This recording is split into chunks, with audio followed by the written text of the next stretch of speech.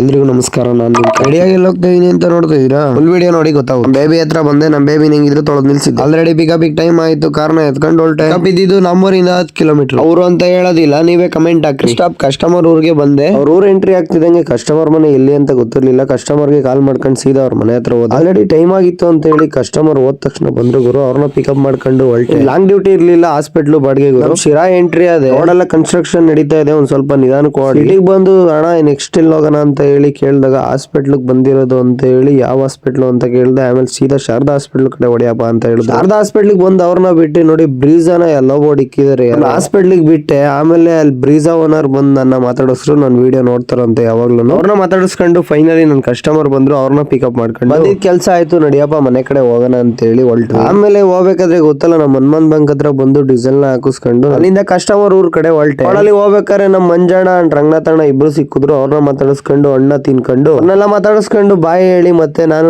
ಅವ್ರ ಕಸ್ಟಮರ್ ಊರ್ ಕಡೆ ಹೊಲ್ಟೆ. ನಾನ್ ಸ್ಟಾಪ್ ಕಸ್ಟಮರ್ ಊರ್ಗೆ ಬಂದು ಕಸ್ಟಮರ್ ನ ಅವ್ರ ಊರ್ಗೆ ಡ್ರಾಪ್ ಮಾಡಿ ನಾನ್ ಪೇಮೆಂಟ್ ನ ಇಸ್ಕೊಂಡು, ಯಾಕೆಂದ್ರೆ ಟೈಮ್ ಆಗಿತ್ತು, ನಾನು ಕುಡಿಯಲಿಗೆ ಹೋಗ್ಬೇಕಾಯ್ತು. ಅದಕ್ಕೆ ಬೇಗ ಹೊಲ್ಟೆ. ನಿಮ್ಮ ಈ ಪ್ರೀತಿ ಅಭಿಮಾನಕ್ಕೆ ನಾನು ಯಾವಾಗ್ಲೂ ಚಿರಋಣಿ ಆಗಿದೆ. ಎಲ್ಲರಿಗೂ ಟೇಕ್ ಕೇರ್, ಬಾಯ್ ಬಾಯ್ ಅಂತ ಹೇಳ್ತಾ, ಎಲ್ಲರೂ ಇದೇ ತರ ಸಪೋರ್ಟ್ ಮಾಡಿ ಅಂತ ಹೇಳ್ತಾ ಎಲ್ಲರಿಗೂ ಬಾಯ್. ಈಗ ನಾನು ನೆಕ್ಸ್ಟ್ ವಿಡಿಯೋದಲ್ಲಿ